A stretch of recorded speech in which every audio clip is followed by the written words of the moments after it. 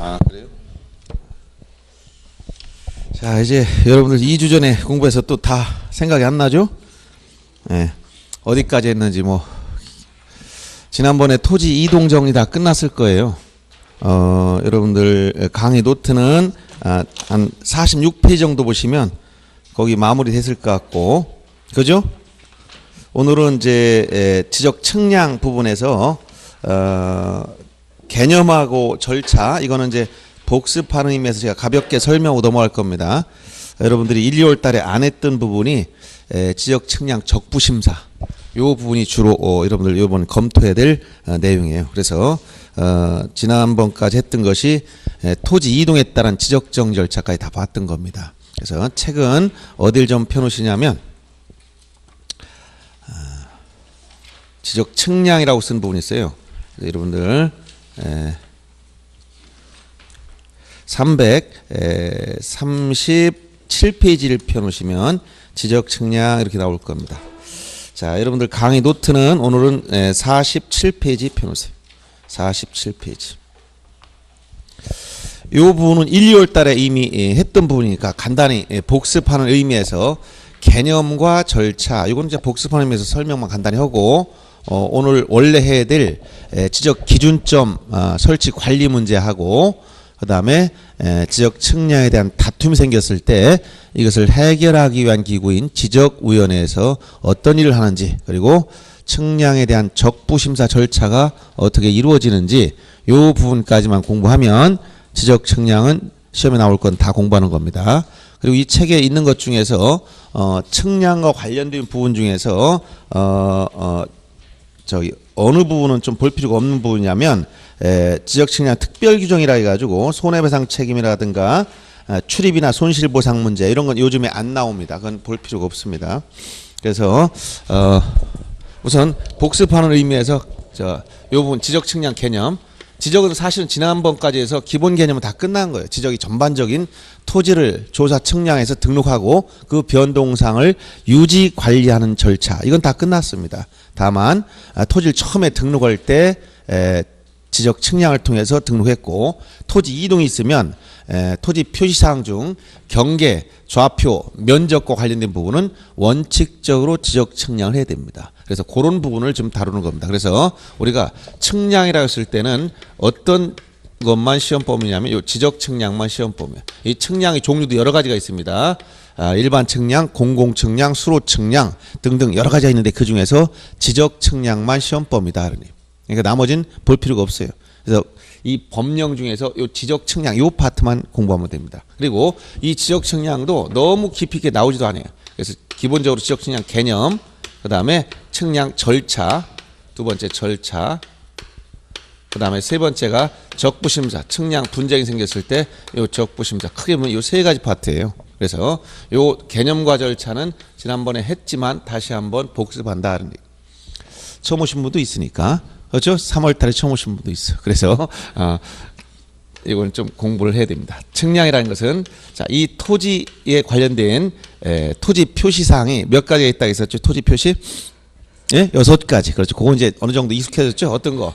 소재, 지번, 지목, 경계, 좌표, 면적. 이걸 토지 표시라고 그래요. 이 토지 표시. 지적이란 이 토지 표시를 조사 측량에서 등록하는 것인데, 이 토지 표시 6가지 중에서 뭐가 문제되냐면 이제 토지 경계라든가 좌표라든가 경계, 좌표, 그다음에 토지 면적, 이 세 가지 요소는 재보지 않으면 알 수가 없는 겁니다. 우리가 토지 경계란 경계점 간을 직선 연결한 선이라고 하는 것이고, 좌표는 과거에는 평면, 직각, 종행, 선수치라는 용어 정의가 있었는데 지금 현재 법령에선 용어 정의 삭제됐어요. 그다음 면적이란 수평면상 넓이. 그래서 이런 것들은 재보지 않으면 알 수가 없는 것들이에요.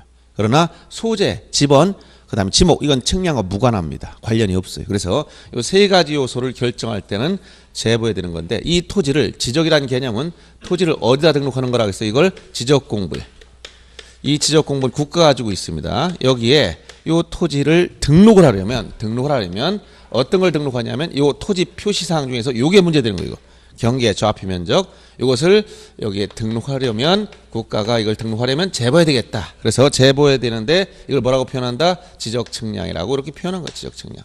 그래서 지적 측량이란 개념 정의를 얘기할 때 토지를 지적 공부에 등록하기 위해서 또는 지적 공부에 이미 등록된 경계나 좌표를 땅 위에 거꾸로 요 지상으로 복원시킬 때가 있다는 복원시킬 목적으로 이렇게 두 가지 측면에서 토지를 지적 공부에 등록하거나 등록된 경계나 좌표를 지상에 복원할 목적으로 요 각 필지의 경계, 좌표, 면적을 정하는 측량, 이걸 지적 측량이다라고 개념 정의를 내리는 거예요. 용어 정의에서. 그리고 여기에 지적 확정 측량과 지적 재주사 측량을 포함한다, 이렇게 용어 정의를 내리고 있습니다. 그 내용을 여러분 47페이지 개념에서 지적에서 정의를 내린 용어 그대로, 용어 정의 그대로 다시 풀어놓은 겁니다. 여기 보시면 뭐라고 써놨어요? 지적 측량이란 토지를 지적 공부에 등록하거나 등록된 경계점을 지표상에 복원할 목적으로 각 필지의 경계 또는 좌표 면적을 정하는 측량을 말하며 지적 확정 측량 및 지적 재주사 측량을 포함한다, 이렇게 용어 정의를 내리고 있는 거예요. 그러면 여기서 조금 더 여러분 부수적으로 알아야 될 게 뭐라고 했어요? 등록을 위해서는 자, 지적 측량 하는데 이거 누가 한다고 했어요? 지적 측량은 지적 측량 수행자가 합니다. 지적 측량 수행자. 지적 측량 수행자라는 것은 자, 용어 정에서 한국국토정보공사와 일정한 자격과 요건을 갖춰서 시도지사에게 등록한 지적 측량 업자들이 있어요. 지적 측량 업자들 둘이 이걸 함께 뭐라고 한다? 지적 측량 수행자다, 이렇게 표현하는 겁니다. 자, 대부분은 한국국토정보공사, 종전에 지적공사라는 곳에서 대부분 지적 측량을 다 해요. 거의 다. 근데 요거 묶어서 이걸 지적 측량 수행자다, 이렇게 표현한단 말이에요. 그럼 지적 측량 수행자가 측량을 하게 되면 이 측량한 결과물을 측량 성과라고 그래요. 측량 성과. 지적 측량을 했을 때 그 성과, 결과물이 나온다. 그럼 이 성과를 국가가 관리한 지적 공부에 여기다 등록을 하려면 이것을 반드시 확인해 봐야 돼. 검사 측량이다라고. 검사 측량. 요 검사 측량을 통해서 정확한지 여부를 확인해 본다. 이것을 여기다 등록하려면 검사 측량을 통해서 확인해 봐요. 그래서 확인해 보고 이것이 어떻게 정확하다고 인정되면, 자, 정확하냐 아니냐, 이거 정확하다고 인정되면 여기다 국가가 이것을 등록해 주는 거예요. 알았어요?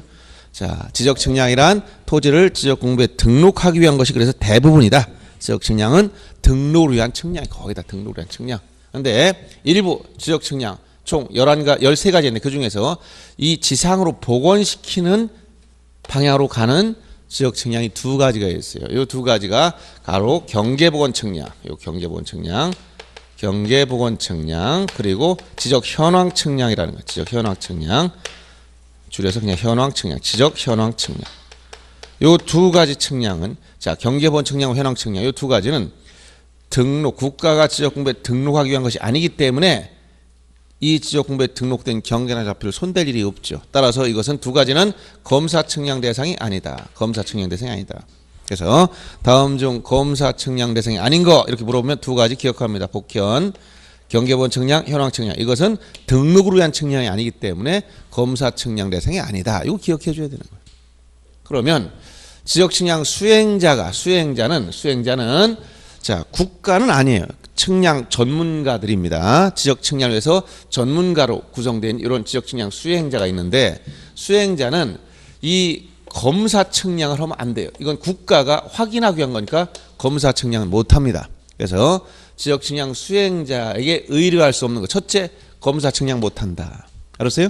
검사 측량까지 맡길 수는 없어. 이건 국가 직접 해야 되는 거기 때문에. 그래서 수행자가 할 수 없는 거 첫째 물어보면 수행자 뭘 못 하느냐? 요거 검사 측량 못 해. 그리고 지적 재조사에 대한 특별법에 따라서 전국에 있는 토지를 국가가 다시 지적 재조사를 통해서 등록하기 위한 측량을 우리가 지적 재조사 측량이라고 그래. 그래서 규정에 보면 지적 재조사 측량하고 요 검사 측량은 수행자가 할 수가 없는 거다. 수행자 의뢰할 수 없는 거. 작년에 요거 나와서 지적 재조사 측량은 수행자 할 수 없는 건 요걸 내었습니다. 수행자 할 수 없는 걸 찾으라, 요거예요. 재조사 측량. 재검, 이건 수행자 못한다. 이렇게 기억하면 돼.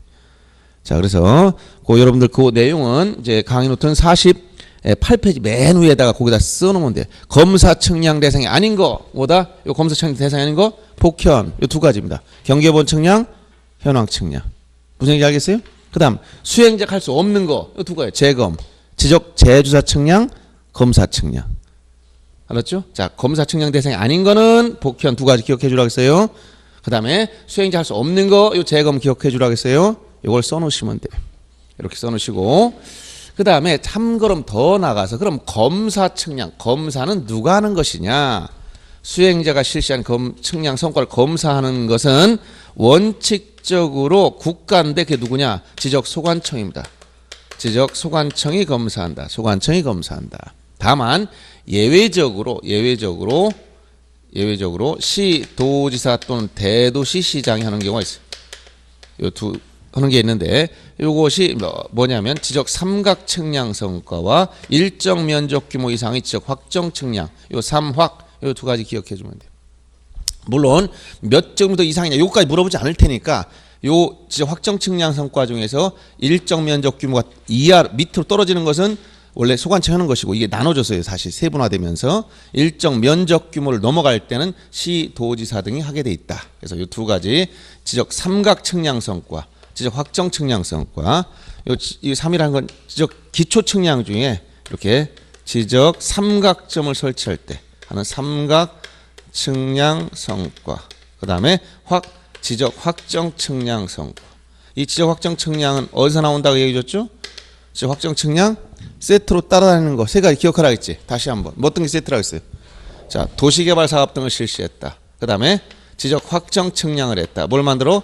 경계점 좌표 등록부를 작성 비치했다. 이건 뭐라고 했어요? 이게 세트 메뉴. 처음부터 끝까지 세트라고 했지? 다시 한번 이게 뭐라고? 도시개발 사업 등을 실시. 도시개발 사업. 이 도시개발 사업 등 속에는 농어촌 개발 사업도 포함된다고 했어요. 그 다음에 이거 뭐예요? 지적 확정 측량. 경우의 측량 방법을 통해서 지적 확정 측량을 했다. 용어들이 처음 온 사람은 굉장히 생소할 겁니다. 그 다음에 이건 경계점 좌표 등록부를 작성 비치했다. 경계점 좌표 등록부를 작성 비치했다. 이거 세트로 따라하는 말. 도시개발사업 등 실시, 지적 확정 측량, 경계점 좌표 등록부 작성 비치. 이건 세트 메뉴다라고 표현해 준 거예요. 알았죠? 자, 요거만 알면, 요 개념만 알면 지적 측량 이것만 알아도 지금까지 출제된 문제 중에서 대부분 여기 내용에 다 들어가 있어요. 자, 다시 한번 지적 측량이란 뭐라고? 개념, 토지를 지적 공부에 등록하거나 등록된 경계 좌표를 지상에 복원할 목적으로 각 필지 경계 좌표 면적을 정하는 측량을 말한다. 그래서 등록을 위한 측량이 대부분인데 13가지 중에 11가지 등록을 위한 거예요. 그러면 요 등록하는 게 아니라 지상에 복원시키는 거 하는 게 이게 두 가지가 있다. 이것은 등록을 위한 측량이 아니기 때문에 검사 측량 대상이 아니다 라고 얘기한 거예요. 경계복원 측량, 매매나 경계 분쟁이 생겼을 때 이 경계란 것은 경계점 간을 직선 연결하는 선이고 어디에 있다? 도면 위에 있어. 따라서 지상에 이걸 표시해 봐야 돼. 국가가 가지고 있는 경계를 지상에 표시해 본다. 이걸 경계복원 측량이라고 그래요. 현황 측량이란 지상 건축물 등의 현황을 도면에 등록된 경계와 대비하여 표시한 측량. 그래서 이 개념, 현황을 대비한다. 경계와 대비한다. 이 표현만 알면 됩니다. 이 두 가지는 검사 측량 대상이 아니다. 그러면 원래 조금 더 나가면 경계복원 측량은 원래 어떤 방식으로 하냐? 이 수행자 했던 방식과 다른 방법으로 해야 됩니다. 똑같은 방법. 등록 당시, 다시 한번. 이것은 등록할 당시와 동일한 방법으로 경계복원 측량을 하여야 그 원래 위치를 찾아가는 것이고, 검사 측량 자체, 이것이 수행자가 한 방법과 다른 방법으로, 다른 방법으로 해서 수행자가 실시한 지적 측량이 오류가 있는지를 찾아내기 위한 거예요. 즉 정확성 여부를 확인하기 위한 건데, 이것은 수행자가 한 것과 똑같은 방법으로 하면 똑같은 오류에 빠지기 때문에 서로 다른 방법으로 해서 이것을 확인하기 위한 거다. 이렇게 개념적인만 내려주면 돼요. 요 정도까지만 알면 다 됩니다. 어려운 거 있어요? 어려운 거 없지? 여기서 알아야 될 게 뭐라고? 자, 검사 측량 대상인 거 두 가지 기억해주고, 수행자 할 수 없는 측량 이거 두 가지 기억해주면 돼요. 자, 그 다음에 절차. 그리고 하나 더 보면 여기서 지적 측량 종류, 즉 지적 측량이 무엇이 있느냐 하면 종류 총 13가지가 있는데, 이 13가지 중에 크게 보면 이렇게 기초 측량과 세부 측량으로 나눠줘요. 기초 측량과 세부 측량으로. 기초 측량은 지적 기준점을 설치해 간 측량. 지적 기준점, 이것을 설치하기 위한 측량이고, 나머지가 다 세부 측량이에요. 그러면 13가지 중에서 기준점을 설치하기 위한 측량 요것 빼놓고 기준점 몇 가지가 있다고 했어요? 요거 3가지가 있지? 지적 삼각점, 지적 삼각 보조점, 지적 도근점. 요 세 가지를 지적 기준점이라고 그래요. 지적 삼각점, 지적 삼각 보조점, 지적 도근점. 아셨죠? 요 세 가지를 지적 기준점이라고 그래. 지적 측량을 하면 땅 위에 이 기준점이 설치되어 있어야 돼요. 그래야 그 기준점을 근거로 인근에 있는 토지의 경계나 위치, 좌표값 이런 걸 다 측량한단 말이에요. 그래서 요 기준점을 설치한 측량을 기초 측량, 그리고 나머지 전부 다 뭐라고 한다? 세부 측량이라고 그래. 그러면 측량 중에서 제일 먼저 우리가 순서대로 보면 지적 공부에서 뭘 배우냐면 지적 공부에서 지적 공부에 대해서 복구 절차라는 복구하는 게 뭐라 그랬어요? 지적 공부 복구? 지적 공부와 멸실 등으로 존재하지 아니하면 지체 없이 복구해야 된다 했죠? 지체 없이 복구한다. 복구할 때 복구할 근거 자료가 없다면 재봐야 돼. 알았어요? 예를 들어서 여기가 대전광역시 서구청이다. 서구청에 화재가 나서 거기는 지적 공부가 전부 다 불에 타서 없었어. 그럼 다시 만들어야 돼. 그럼 다시 만들려고 할 때 근거 자료 하나도 없어. 근거 자료가. 그럼 어떻게 해야 돼? 다시 재봐야 돼요. 토지 표시를 알 수 없기 때문에. 이때 복구할 때 근거 자료가 없거나 오차가 커서 기준 자료가 이용할 수 없는 상황이라면 뭐한다? 측량을 다시 해야 돼. 맨 땅에 해당한다 했지? 이때는 측량을 뭐라고 한다? 복구 측량이라. 복구 측량. 그 다음에 신규 등록 시. 신규 등록. 바다를 막아서 없던 땅이 처음 생겼어. 그럼 토지 표시를 등록해야 되죠? 이때는 측량을 뭐라고 한다? 그냥 신규 등록 측량. 등록 전환할 때는 측량을 뭐라고 그래? 그냥 등록 전환 측량. 분할할 때는 측량을 뭐라고 그래? 그냥 분할 측량. 이렇게 얘기 붙이는 거야. 이게 다 지적 측량이에요. 토지 일부가 바다로 들어가서 말소를 해야 되겠어. 일부가 바다로 들어가서. 얼마가 들어간지 모르지? 등록 말소 측량.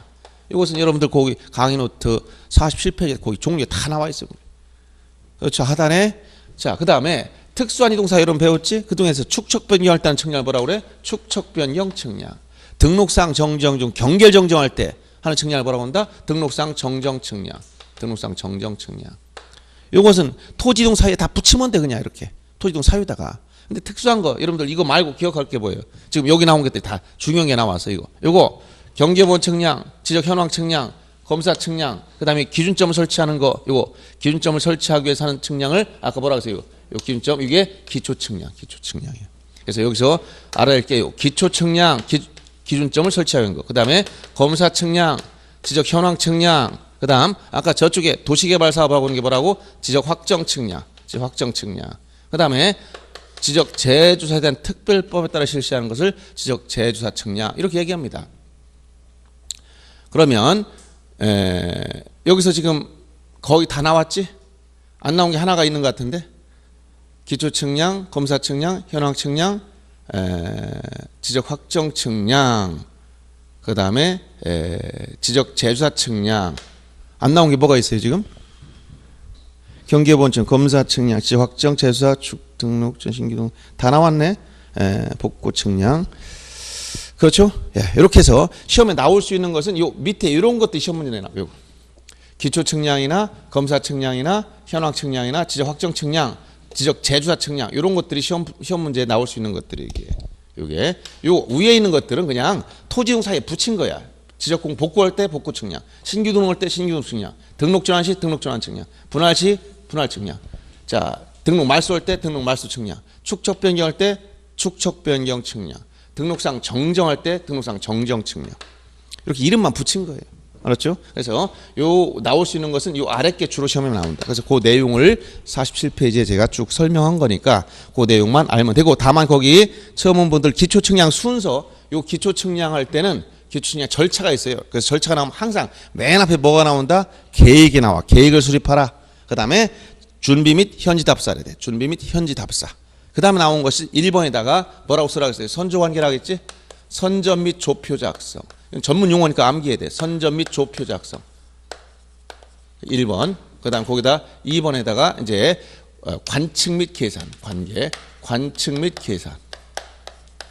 그 다음 마지막에 성과표 작성으로 가는데 이렇게 선조관계 이것만 기억하면 돼. 순서. 선점 및 조표 작성. 2번에 관측 및 계산. 그래서 이걸 순서를 바꿔서 한번 지문에 낸 적이 있어요. 최근에. 그래서 기초 측량의 순서는 알아둬라. 순서 나올 때 맨 앞에 뭐? 계획을 수립하고. 계획이 맨 먼저 나와야 돼. 그 다음에 준비 및 현지 답사랍니다. 그런 다음에 그 다음 나오는 요 색깔만 돼. 선조 관계, 선점 및 조표 작성, 관측 및 계산, 마지막에 성과표 작성. 이렇게 넘어가는 거예요. 그 내용만 순서를 기억해 주시면 되겠습니다. 자, 이제 절차, 측량 절차 여러분들 강의노트 48페이지 그림이 하나가 더 들어가서 이게 뭐 어디 전송 과정 이렇게 되는데 그 하나만 쓰면 돼요. 하나. 이렇게 되고 절차를 보면 여기 절차 지적 측량 절차는 제가 어떻게 얘기했었냐면 항상 그림을 잘 기억하라고 했어요. 지적 측량을 의뢰하는 사람이 누구라고 했어요? 토지 소유자 또는 이해관계인 등이 측량을 하려면 누구한테 간다? 지적 소관청에 가는 게 아니라겠지. 지적 소관청은 감독기관이라고 생각하면 됩니다. 국가가. 그래서 지적 소관청이 직접 측량을 의뢰할 수가 없다. 반드시 중간에 뭐가 있어요? 여기 이걸 전문하는 요 위탁 기관이 있어요. 지적 측량 수행자.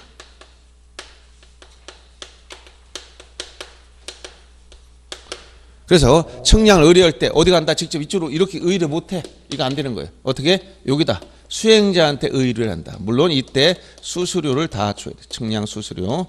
현금으로 납부해야 됩니다. 의뢰하게 되면 수행자는 어떻게 한다 했지? 다음 날까지 지적 측량 수행 계획서를 작성한다. 계획서. 지적 측량 수행 계획서를 언제? 다음 날까지 원칙적으로 소관청에 내줘야 돼. 그러면 소관청에 계획서를 내고 수행자는 뭐합니까? 이제 측량 준비 파일 준비를 한 다음에 준비가 다 끝났으면 현장에 나가서 측량을 현장에서 측량을 실시한다. 이때 의뢰는 이 측량 현장에 뭐 한다고 해서 여기 입회를 하면 돼. 입회. 현장에 측량 실시 입회하고 그다음에 수행자가 측량을 실시하면 뭘 결정한다? 측량 성과. 이 측량 성과는 누가 결정하는 거야? 수행자가. 그러면 이 성과를 가지고 가서 소관청에 가서 정확한지 검사해 주세요. 그래서 검사를 의뢰하면 소관청은 이 측량 성과가 정확하다고 인정될 때 정확하다고 인정되면 뭘 발급해 준다? 측량 성과도를 누구한테 발급한다고 했어요? 수행자한테. 그럼 수행자는 지체 없이 다시 누구한테? 의뢰인한테 다시 발급하는 거예요. 그래서 기본 구조가 토지 소유자 등이 이렇게 수행자 소관청에 직접 못 가고 반드시 수행자한테 의뢰해야 되고 소관청에서 결과 나와도 이걸 의뢰 직접 주지 않고 의뢰인에게 안 주고 수행자한테 발급해 주면 수행자가 소유자한테 의뢰인한테 발급해 주는 구조로 간다라고 얘기해 줬죠. 요 기본 구조만 이해하면 되겠고 시험에 나올 수 있는 건 요거 다음 날까지 계획서를 낸다는 부분 그다음에 성과도를 누구한테 발급한다? 수행자한테 발급한다. 요 부분만 알면 되고 그다음에 측량을 의뢰했을 때 수행자는 며칠이나 해야 되냐 이게 바로 측량 기간 문제라 했어요. 이거 시험에 자주 나왔습니다. 그래서 어떻게 나온다고 했어요? 측량 기간과 검사 기간이 이게 나눠져 법정된 조문대로 하면은 첫째 원칙적으로 측량 기간 며칠이라고 했어요? 5일. 검사 기간 며칠? 4일. 자, 현장에 나가니까 5일입니다. 이건 현장에 나가지 않아? 4일. 그다음에 측량하려면 땅 위에 뭐가 있어야 된다고 했어요? 지적 기준점. 기준점이 설치되어 있었는데 기준점이 없다면 기준점을 추가로 설치해야 돼. 그럼 기간이 늘어난다 했지?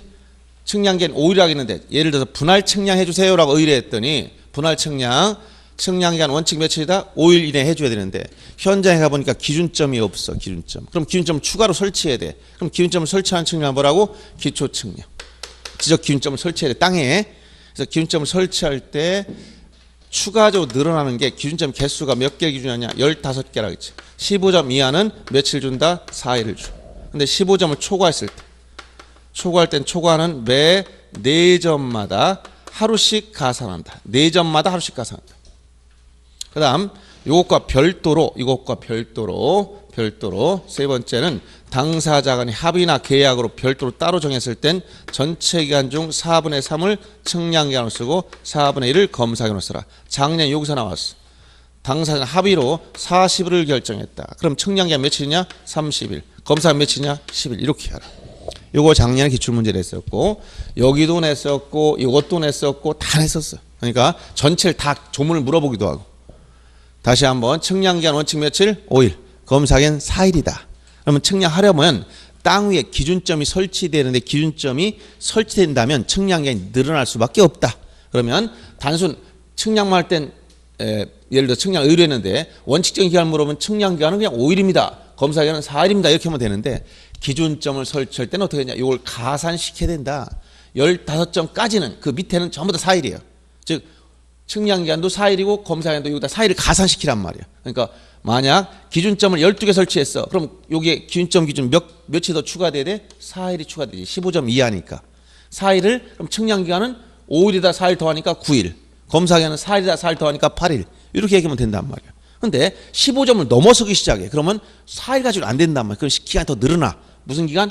기준점 설치한 기간이 늘어나는 거예요. 그러면 만약 늘어날 때는 어떻게 한다 했어? 초과하는 4점마다 하루씩 가산한다 했어. 예를 들어서 16점 역시 5일, 17점 5일, 18점 5일, 19점 이 4점까지 하루가 늘어나는 거예요. 그 다음에 20점 설치한다 그러면 6일, 21점 6일, 22점 6일, 23점 6일 이 4점까지만 하루씩 늘어나는 거예요. 이렇게 계산하면 되는데 이게 이제 복잡하니까 어떻게 얘기해 줬냐면 만약 이 기준점만 계산할 때 기준점을 40점 설치했다면 40점 설치했다면 어떻게 계산해야 돼? 15점까지가 요 며칠 15점까지가 4일이다. 그럼 이걸 초과하는 게 며칠이냐? 15점까지 4일 25점 초과됐지? 그렇죠? 그럼 25점은 4점까지마다 하루씩이니까 이걸 4로 나눠보면 자 6, 4, 6, 24 6점 얼마 나오겠지? 그럼 6 소수점 이하가 나면 무조건 하루 올리는 거예요. 7일. 그럼 합치면 뭐게 되냐? 11일이다. 즉 40점 기준점을 40점 설치할 때 소요되는 기간은 며칠이냐? 11일이야. 11일. 그럼 측량기간 5일에다가 11일 가산하면 이때는 며칠이 되는 거냐? 16일이 측량기간이 되는 거예요. 그 다음에 검사기간 계산하면 4일에다가 또 11일 더하면 15일이 검사기간 되는 거예요. 무슨 얘기인지 알겠습니까? 다시 한번 처음 듣는 사람 굉장히 헷갈릴 수가 있어요. 측량기간은 원칙적으로 며칠이다? 5일. 검사 며칠? 4일인데 땅 위에 기준점이 설치되어 있어야 돼. 근데 기준점이 없다면 추가로 설치해야 돼. 이때 기준점이 개수가 15개 이하일 때는 무조건 4일을 더 추가시킵니다. 4일. 알았어요? 1개를 하더라도 4일이고 14개 하더라도 4일이고 이건 15점 이하면 다 4일이야. 근데 15점을 넘어서면 초과하면 초과하는 4점마다 하루씩 더 추가시켜. 4일에다가 요거 하루씩 계속 올리는 거야. 그래서 요거 계산하는 방식이 이렇게 예를 들어서 40점을 설치했다. 그럼 기준점 40점 설치할 때 총 기간이 얼마나 더 늘어나는가 볼 때는 40점에서 기본이 15점까지 4일 소요. 이걸 뺀 초과하는 게 25점 초과됐어. 초과할 때 4점마다 하루씩 가산해. 그러니까 하루 이거 나누면 6점 얼마 소점이 나와. 계산 안 해도 됩니다. 소점 이하가 있으면 그냥 올리면 돼 이렇게. 1을 계산하기 때문에 그래서 4 플러스 7하니까 11일이 기준점 설치하는데 소요되는 기간이다. 그러면 전체 측량기간을 물어보면 5일 원칙적인 기간에다가 요 10일을 더하면 16일이 측량기간이다. 예를 들어서 이렇게 계산한다 이 얘기입니다. 아셨어요? 한 번 더 들으니까 조금 이해 가죠? 근데 처음 듣는 분은 헷갈릴 수가 있어. 자, 처음 듣는 분들 헷갈립니까? 이해됐습니까? 이해됐어요? 아, 그럼 설명이 잘 된 겁니다. 왜냐하면 나중에 보면 이렇게 여러분들 나중에 이렇게 뭐 얘기하는 가만히 들어보면 엉뚱한 소리 또 하고 있는 분들이 있더라고. 그래서 다시 한번 제가 원리 그래서 제가 수업 시간 전에 이렇게 했어요. 밥 하는데 얼마 걸립니까? 30분이면 됩니다. 그건 뭐야? 모든 재료가 다 있다는 전제. 밥을 하려고 보니까 밥솥이 없어. 밥솥도 없는 상태에서 어떻게 30분 내합니까? 밥솥 사러 갔다 올게요. 또 1시간이 소요됐어. 그럼 총 얼마 걸린 거야? 1시간 30분이 소요된 거야. 무슨 얘기인지 알겠어요? 자, 측량기간 원래 며칠이라고? 5일인데 이건 기준점이 다 설치됐다는 전제 하에서. 근데 기준점이 없는 지역이 있어. 그때는 기준점을 다시 설치해야 돼. 그럼 기간이 늘어난단 말이야. 이때 늘어날 때 그 기준이 15개까지 기준점 설치하는데 기준점이라는 게 뭐라고 했어요? 이거 지적기준점, 지적삼각점, 지적삼각보조점, 지적도근점. 이거 설치를 땅에 해야 돼. 땅에, 토지에. 이거 하는 측량이 아까 뭐라고? 기초측량. 이때 기준점 설치할 때 기준점 개수가 15점 이하까지는 4일이야 무조건. 하나를 설치해도 4일이고 10개를 설치해도 4일이고 14점을 설치해도 4일이야. 근데 15점을 넘어가기 시작하면 초과되는 기준점 4개마다 하루씩 더 늘려야 돼.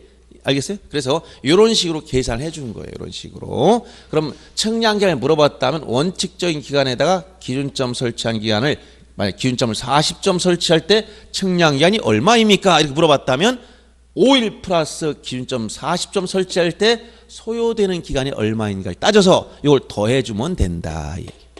아시겠죠? 예, 원리만 알면 됩니다. 이렇게 정리하면 되겠고, 그 다음에 그 내용이 여러분들 강의 노트는 49페이지에 설치된 겁니다. 그래서 49페이지 설명된 거고, 그 49페이지 강의 노트 예시 두 번째가 작년에 기출된 건데 요걸 물어봤죠. 요게 아니고 요렇게 요게 아닌 경우 합의로 따로 정했을 때 40을 정했다면 그 중에서 4분의 3인 30일을 측량기간으로 쓰고 10일을 검사기간으로 써라. 이게 28에 기출된 기간 문제였습니다. 그럼 참고로 거기 지적 기준점에 대해서 자, 기준점 세 가지가 있다. 지적 삼각점, 지적 삼각 보조점, 지적 도근점. 거리 간격이 도근점이 제일 간격이 가깝죠? 50에서 300m마다 하나씩 있는 거예요. 그러니까 지적 삼각점 주변에 지적 삼각 보조점이 설치되고 지적 보조점 주변에 도근점을 설치하는 거예요. 그래서 인근에 있는 도근점을 찾아서 지적 측량을 실시한다. 그때 그 밑에 지적 기준점 표지 및 성과, 그 다음에 관리 및 공개, 이 문제는 어떻게 이해되냐면 여러분들이 거기서 기준점 표지라는 말을 쓰면 기준점 표지, 지적 기준점 표지다.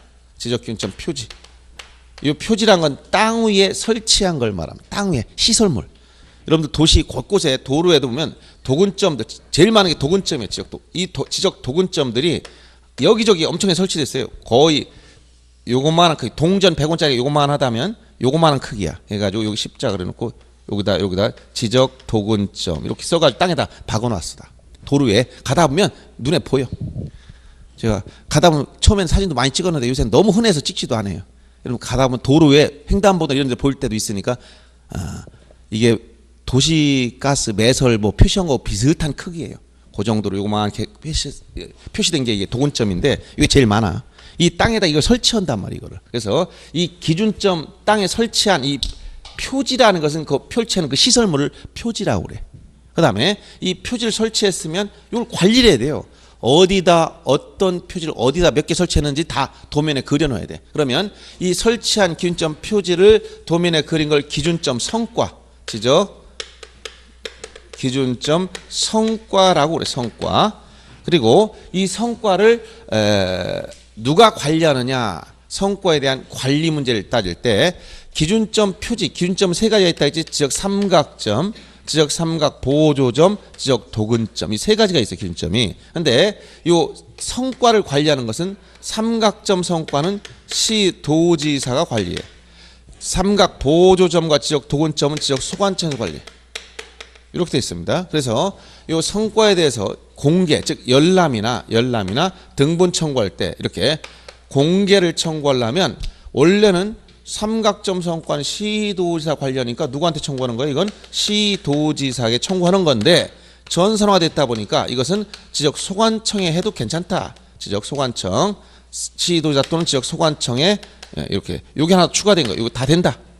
그러나 이 지적 삼각 보조점과 지적 도근점은 원래 소관청이 관리하고 있으니까 소관청에 신청하면 돼. 그래서 종래는 지적 삼각점 성과를 열람하거나 등본 청구할 땐 시도지사에게 한다 하다가 여기 하나 추가된 것이고 지적 삼각 보조점과 도근점은 이건 소관청에 신청하는 건 이건 맞습니다. 이것만 알면 됩니다. 여기 이상 나오질 않습니다. 자, 그래서 여기까지 이제 복습 요거만 하나 더 추가시킨 것이고 이제 오늘 할 부분이 지적 측량 적부 심사와 관련된 거. 여러분들 강의 노트는 50페이지 피세요. 50페이지.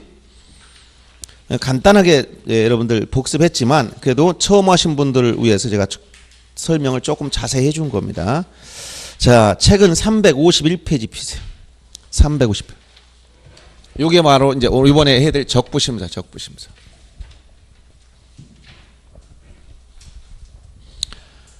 자, 이 적부심사라는 것은 지적 측량 적부심사, 지적 측량이 적합하게, 즉 제대로 되었는지, 잘못되었는지를 심사해 달라는 거예요. 이건 뭐냐면 지적 측량은 특징이 이제 지적 측량은 상당히 기술적인 요소가 많이 있어요. 그래서 지적 측량 분쟁이 생겼다, 다툼이 생겼다. 원래 요 다툼 생기면 어디 가야 돼? 다툼 생기면 법원에 가서 해결해야 돼. 소송을 해야 되는 거야. 근데 법원에 가도 판사들이 지적 측량을 몰라요.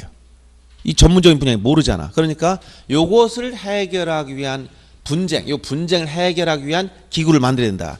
지적 측량의 다툼은 이것은 원래 지적 측량은 기술적인 거지만 사법적인 요소가 있어. 그래서 준사법 측량이다, 사법 측량이다 이렇게 얘기하는 이유는 지적 측량을 잘못하면 경계나 면적의 차이가 나버려. 그럼 재산권이 침해되는 거예요. 알았어요? 그래서 이건 굉장히 법적인 개념과 밀접하게 연결돼 있다고 보는 겁니다. 그래서 이 지적 측량의 다툼이 생기면 이것은 원래 법원에 가서 다투어야 되는데 법원에 가도 모르더라. 그래서 이걸 해결하기 위해서 뭘 만들었다? 지적위원회를 만들어 놓은 거예요. 지적위원회.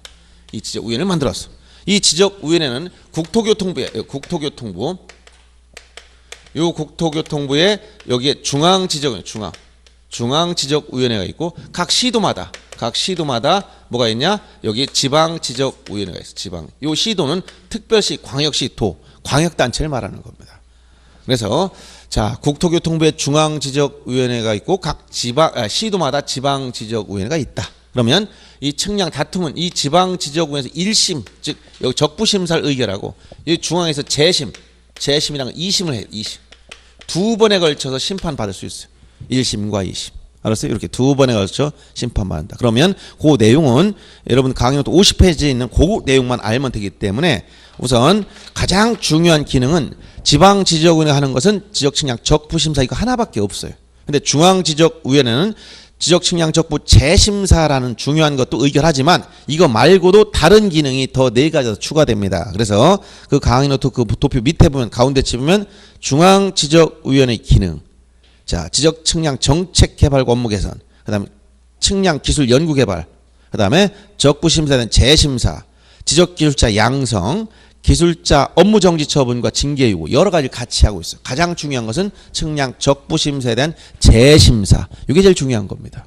그래서 최근에 나온 것은 지방지적위원회가 하는 일이 뭐냐? 지적측량 적부심사. 그러면 적부심사를 의결해서 뭘 만들었냐? 지방지적위원회? 이 정도가 나왔어.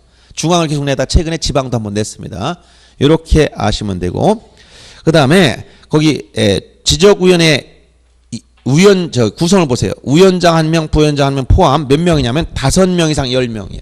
인원은 이건 축척변경위원회가 같아요. 5명 이상 10명 이하의 위원은 구성된다. 위원장, 부위원장을 포함한 위원회 수가 5명 이상 10명이야.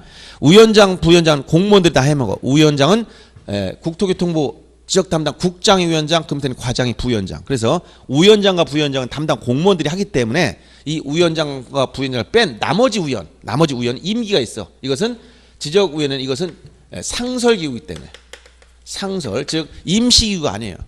축척변경위원회는 축척변경 할 때만 생기는 임시기구지만 이것은 상설기구다. 그래서 이건 뭐가 있다? 임기가 있어. 위원회 임기. 그래서 위원회 임기는 2년이라는 2년. 위원회 임기는 2년의 임기가 있다. 이걸 알아두시고 그 다음에 회의 절차는 제적 과반수 출석으로 회의하고 과반수 찬성으로 의결한다. 그 다음 회의 소집할 때 위원장이 회의 소집할 때는 일시장소 안건을 회의 5일 전까지 이것도 최근에 나왔습니다. 7일로 나왔어요. 7일이 아니라 5일 전까지 서면으로 통지해줘요. 서면 통지. 요 정도만 알면 됩니다. 서면 통지해라. 그래서 지적위원회가 이렇게 뭐가 있다고? 중앙지적위원회가 있고 이제 지방지적위원회가 있는데 요거 이제 요것은 결국은 측량 분쟁 다툼을 해결하기 위한 기구예요. 그래서 원래 이것은 전문 어떤 분쟁 해결 기구이기 때문에 여기에는 무엇이 적용되느냐? 민사소송에서 요구되는 재판의 공정성을 위해서 둔 제도가 그대로 적용되는 거예요. 이 제도가 들어오자마자 한 문제 냈던 거예요. 그게 뭐냐? 그 밑에 중앙지적위원회, 이건 지방도 똑같아. 지적위원회의 제척, 깊이, 회피 요 3가지. 자, 제척 개념, 깊이, 회피 요 3가지 개념이 있어. 즉 지적위원회 위원은 공정한 재판을 위해서는 일정한 제도가 있다는 거예요. 이건 재판의 공정성을 위한 제도다. 이렇게 이해하면 돼. 민사소송에서 요구되는 가장 제척 이것은 어떤 개념이냐? 제척 이것은 배제해서 제외시키고 배척한다 이런 개념이야. 이것은 법률상 당연히 우연이 되면 안 된다는 거예요. 법률상 당연히. 왜 그러냐면 예를 들어서 우리가 재판받으러 갔더니 판사가 상대방 원고나 피고의 배우자이거나 형제가 재판을 하고 앉아있어. 그럼 공정성 기대할 수 있어 없어?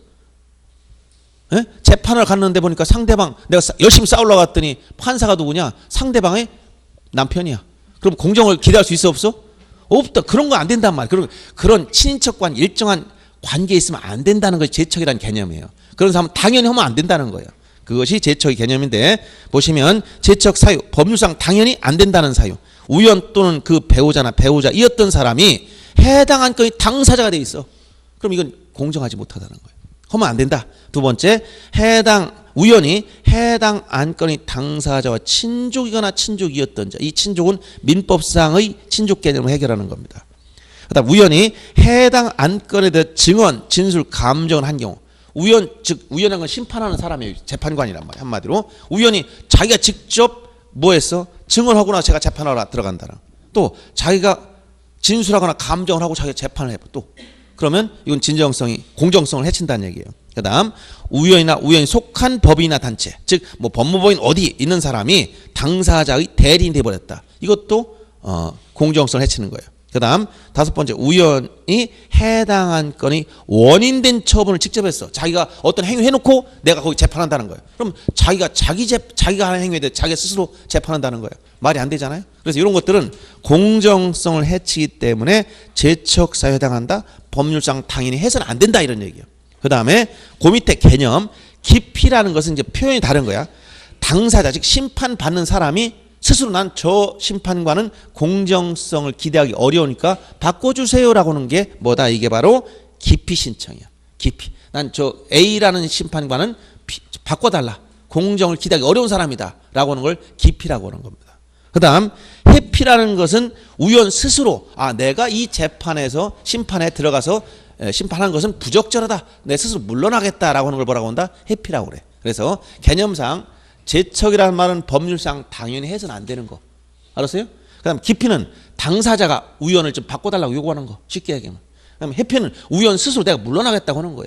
개념이 뭡니까? 재척, 기피, 회피제도. 이건 어떤 제도다?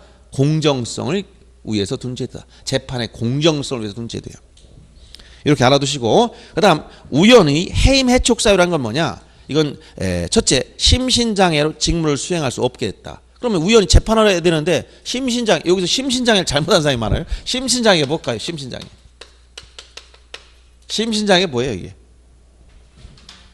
자, 심신장애가 뭐라고 생각합니까? 예? 예? 얘기해 보세요. 심신장애. 요 한자가 심이 뭘까? 신은 이렇게 생각하기 때문에 다 틀리는 거예요. 몸신자가 아니에요. 심신이라고 했을 때는 여러분 솔직히 보세요. 교통사고로 다리가 하나 부러졌어. 그럼 심신장애가 돼서 재판관 될 수 없네? 말이 되겠어? 말이 안 되잖아. 팔이 지금 말 안 들어. 약간 지금 말 안 들어. 그럼 난 재판 못 오는 거네? 말이 안 되죠? 근데 여기서 심신이 몸신자가 아니라는 거예요. 그래서 여기 착각하면 안 됩니다. 이 심신할 때는 이렇게 정신할 때 이 심신장애야. 알았어요? 그래서 대부분 착각을 몸을 생각하면 큰일 납니다. 그래서 심신장애는 몸은 멀쩡해도 치매가 걸렸어. 재판할 수 있을까? 치매 상태? 아니면 뇌졸중으로 쓰러졌어. 재판할 수 없지? 이렇게 심신장애라는 것은 그렇게 정신적인 장애가 생겨가지고 판단을 못한다는 얘기예요. 그런 개념이니까 착각을 하면 안 된다. 이런 얘기. 심신장애로 인해서. 그 다음에 두 번째 나온 것은 직무 태만이나 품위 손상. 요새 품위 손상 중에 전형적인 게 뭐예요? 미투에 걸렸거나 뭐 요즘은 제일 또 그겁니다. 또 근데 왜 대부분 이제 품위 손상 중에 속하는 것이 뇌물 수뢰라든가 뭐 돈을 뒤로 받았다든가 이런 것들이 대부분입니다. 그 다음에 그런 여러 가지 기타 이와 비슷한 유형들이 많겠죠. 그 다음에 재척사유에 해당하는데도 불구하고 스스로 물러나지 않아. 법률상 하면 안 되는 자가 앉아있는데 스스로 회피를 안 해 또. 그럴 때는 해임할 수도 있다는 이런 것은 해임 해촉 사유로 규정되어 있어요. 그래서 이렇게 개념을 이해하고 있으면 되겠습니다. 자, 이렇게 하고 이제 제일 중요한 건 적부심사 절차를 보는 겁니다. 여러분 강의 노트 51페이지 그림을 보시면 돼요. 그림을 보시고 이게 이제 조문을 쭉 나열해서 돼서 여러분이 이걸 보면은 조문 내용은 머릿속에 기억을 못 해요. 그래서 책은 353페이지에서 354페이지까지 그걸 쭉 그냥 조문을 나열한 건데 이게 한번 읽어봐도 기억이 안 납니다. 그래서 그림을 거기다 그려놓은 거예요. 자, 뭐냐면 지적측량 적부심사는 자 어떤 절차로 진행되냐면 먼저 청구할 수 있는 사람이 누구냐? 세 가지예요. 토지 소유자, 그 다음에 이해관계, 인접토지 소유자 이런 사람이죠. 이해관계. 그 다음에 여기 지적측량 수행자도 들어갔다는 거. 지적측량 수행자도 포함됩니다. 그래서 자 토지 소유자나 이해관계인나 지적측량 수행자는 측량에 다툼이 있으면 어떻게 되느냐? 적부심사를 청구하는데 요 구조가 계속 이렇게 여러 번 바뀌어서 법이 개정되면서 그래서 막 각 시도지사가 있고 시도마다 뭐가 있다고 했어 아까? 지방지적위원회가 있다고 했지. 각 시도마다. 그리고 국토교통부에 뭐가 있다고 했어요? 중앙지적이 있다고 했지. 그래서 국토교통부 장관을 통해서 이 국토교통부에는 중앙지적위원회, 여기가 중앙지적위원회가 있다. 이렇게 이해를 해야 됩니다. 그래서 자 적부심사 1심에 해당하는 거 적부심사. 그래서 적부심사는 용어가 지금 이렇게 됐어요. 시도지사를 거쳐서 지방지적위원회 적부심사를 청구한다. 여기 불복할 때는 국토교통부 장관을 거쳐서 중앙지적위원회 지적측량 적부 재심사. 여기는 2심 이건 재심사를 청구한다. 이렇게 지금 규정이 현재 법은 그래요. 근데 과거에는 적부심사는 시도지사에게 청구하고 재심사는 장관에 청구한다 이렇게 하다가 또 언제는 적부심사는 지방지적위원회 재심사는 중앙지적위원회 이렇게 됐다가 법이 계속 개정 바뀌는 과정에서 과거 기출문제를 보다 보면 이게 잘못 표현된 게 그대로 있을 때가 있어요. 그럼 여러분들이 현재의 이 법령 구조는 어떠냐? 적부심사는 자 1심은 시도지사를 거쳐서 지방지적위원회 적부심사를 청구한다 이렇게 돼 있고 재심사는 국토교통부 장관을 거쳐서 중앙지적위원회 재심사를 청구해야 된다 이렇게 법 조문이 돼 있단 말이에요. 그러니까 그 표현을 그대로 알아둬야 돼요. 그러면 만약 토지 소유자 이해관계 지역 측량 수행자가 자 측량 다툼이 있으면 시도지사를 거쳐서 지방지적위원회 적부심사를 청구하는데 여기 적부심사를 청구할 때 뭐 경위서라든가 뭐 이런 걸 내역서를 써서 여기 내줍니다. 그러면 내부적으로 시도지사가 지방지적위원회 해부할 때는 이렇게 해부할 때는 30일 이내에 해부해야 돼. 30일 이내. 알았어요? 그러면 지방지적위원회에서 심의 의결할 때는 원칙이 60일 이내 심의 의결해. 60일. 근데 부득이한 사유로 연장하고 싶다면 한 번만 할 수 있어. 한 번만 1차에 한해서 30일 더 연장할 수 1차. 한 번만. 그럼 최대한 90일까지입니다. 원칙은 60일 이내야. 그러면 지방지적위원회에서 의결하게 되면 의결서를 직접 얘들한테 안 줘요. 어디로 가냐? 또 그대로 따라가야 돼. 이쪽으로 다시 보내. 시도지사 온 경우 그대로 따라가. 이때는 지체 없이 보내. 여기는 30일이 아니라 지체 없이. 자 법률 용어 지체 없이. 즉시 바로 이런 게 아니고 뭐라고? 지체 없이라는 표현을 쓴단 말이에요. 지체 없이. 지체 없이 시도지사에게 의결서 이걸 보내줍니다. 물론 참석한 위원 전원이 서명 날이란 의결서예요. 그러면 시도지사는 이걸 청구인 및 이해관계인에게 7일 이내 이것을 통지해 줘야 돼요. 알았어요? 자, 그리고 이게 1심이 됩니다. 그럼 1심에서 구제 받으면 끝나는 것이고 구제 못 받으면 지방지적위원회 의결서를 받은 날로부터 이것은 이제 90일 이내 여기 90일 이내 자 90일 이내 측량적부 재심사를 청구할 때 뭐라고? 국토교통부 장관을 거쳐서 중앙지적위원회. 그럼 내부적으로 이게 그대로 준용돼. 장관이 중앙지적위원회 해부할 때는 이거 며칠? 30일. 여기서 의결할 때 며칠? 60일. 연장할 때 며칠? 30일하고 한 번만. 의결하면 이쪽으로 의결서를 보낼 때는 지체 없이 다시 청구인 이해관계 며칠? 7일 이내에 이렇게 보내. 그리고 사본은 요게 보내. 사본은 시도지사한테 보내주면 요게 시도지사는 지방지적위원회 의결서 사본과 중앙지적위원회 의결서 이걸 같이 합쳐서 어디로 보내야 되냐? 이것은 소관청에 보내야 돼. 소관청.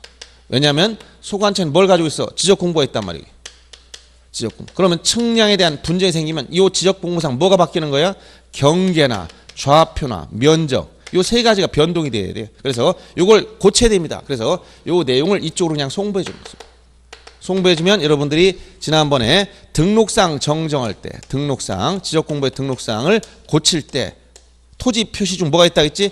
직권정정 사유가 있어. 직권정정 사유 몇 호에? 6번째 지적위원회 의결했다 정정할 때. 여러분 강의노트 어디 보면 돼요? 이거 바로 앞에 정도 나와 있지? 자, 강의노트 45페이지 보면 여기 45페이지 보면 지난번에 왜 직권정정 사유 중에서 거기 6번째 보면 지역측량 적부심사 청구에 따른 지적위원회 의결서에 따라 정정할 때 직권정정 사유 6번째 6번에 보여요 안 보여요? 등록상 정정에서 자 토지 표시사항 중에서 경계정정 빼놓고 직권정정 중에서 6번째 6번에 지적측량 적부 심사 청구에 따른 지적위원회 의결서에 따라 정정할 때는 어떻게 한다? 직권정. 이건 재판받은 거니까 그냥 직권을 고쳐도 된다는 거예요. 요게 들어가 있는 거예요. 요게. 그래서 요걸 구조가 이렇게 돼 있다. 그래서 자 적부심사 뭐라고 표현했어? 시도지사를 거쳐서 지방지적위원회 재심사 국토교통부 장관을 거쳐서 중앙지적위원회 이 표현을 알아두시고 자 시도지사 내부적으로 지방지적위원회 해부할 때는 30일 의결 땐 60일 연장할 땐 30일 한번 의결서를 보낼 땐 가시 거꾸로 지체 없이 청구인에게 7일 이내 알았어요? 재심사는 이 90일 이내 알았어요? 내부적으로 똑같이 이쪽으로 갈 땐 30일 원칙 60일 의결은 연장 30일 거꾸로 할 땐 지체 없이 7일 이 구조를 머릿속에 이해하고 있어야 돼요. 딱 개념을 절차도를 그려놓고 조문이나 책을 읽으면 머릿속에 당연히 그려져. 근데 이런 걸 생각 안 하고 마구잡이로 읽으면 헷갈려서 안 돼. 아시겠습니까?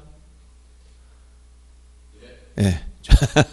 아니 왜 그러냐면 이게 머릿속에 떠올러야 문제를 해결할 수가 있어. 이걸 그냥 이렇게 암기하거나 하려면 엉켜서 안 됩니다.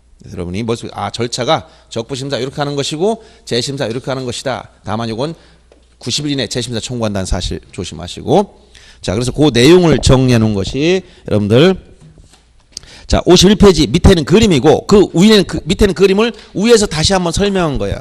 지적측량 적부심사 1심 청구권자 토지 소유자 이해관계인 지적측량 수행자 하더라. 시도지사가 지방지원 해부할 땐 30일 이내 의결할 땐 60일 이내 연장할 땐 30일 자 지체 없이 시도한테 의결서를 보내고 시도한 7일 이내 청구인 및 이해관계인에게 통지해 주더라. 재심사 청구 오른쪽 가보니까 90일 이내 장관을 거쳐서 중앙지적위원회인데 거기 숫자 집어넣으면 돼. 며칠이에요? 이거 보는 거니까. 이거 며칠? 30일. 그 다음에 의견은 며칠이야? 60일. 그럼 연장 며칠이야? 30일. 그 다음에 이쪽 갈 땐 꼭 지체 없이. 그 다음에 7일 이내. 똑같은 구조로 간 거예요. 그래서 이 그림을 머릿속에 잘 놔두시기 바랍니다. 자, 이렇게 하고 조금 쉬었다가 이제 등기로 나가겠습니다.